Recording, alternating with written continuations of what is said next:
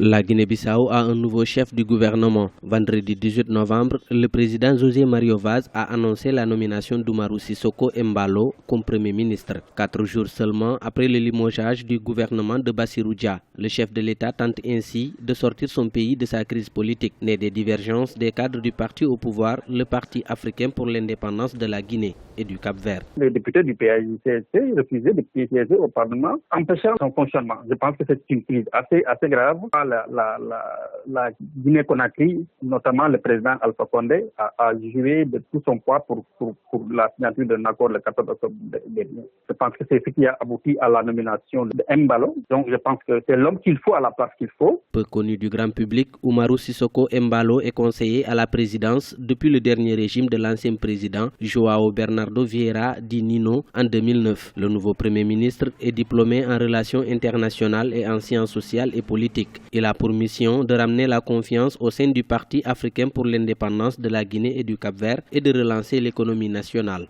C'est une bonne chose.